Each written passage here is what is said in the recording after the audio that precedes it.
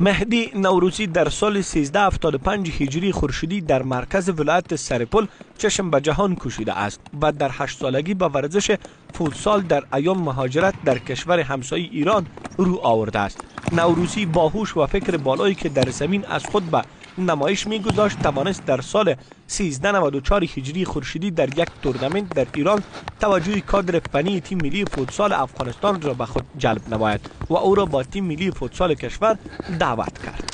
مهدی یکی از بازیکنایی است که جدای از اینکه از لحاظ فنی خوب هست، مفکوره خیلی خوبی با عنوان یک بازیکن حرفه‌ای داره، ای که همیشه تلاش داره روز به روز بهتر شده بره. نوروزی برای نخستین بار که پیراهن تیم ملی فوتسال کشور را بر تن داشت در یک دیدار دوستانه در مقابل تاجیکستان به میدان رفت و در این دیدار خوب درخشید. مشکلات سختی خب طبعا در مهاجرت وجود داره، سختی های خود داره دیگه. یکی از سختی هاش که نمیتونستی در هر جای بری بازی کنه، یکی از سختی ها بود نمیتونستی در راحتی در کلاب ها بری بازی کنه، یکی از سختی های که در مهاجرت بود.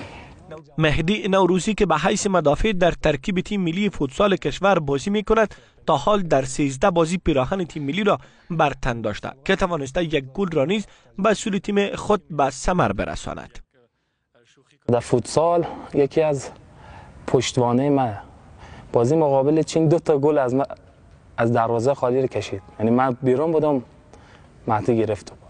کلا من یه جورایی بگم که مدیون مهدی هستم. مهدی یکی از بهترین بازیکن‌های ما. مهدی نوروزی که الگوش کاردو بازیکن تیم ملی فوتسال اسپانیا است، با کمک خانواده‌اش توانسته ورزش را ادامه بدهد.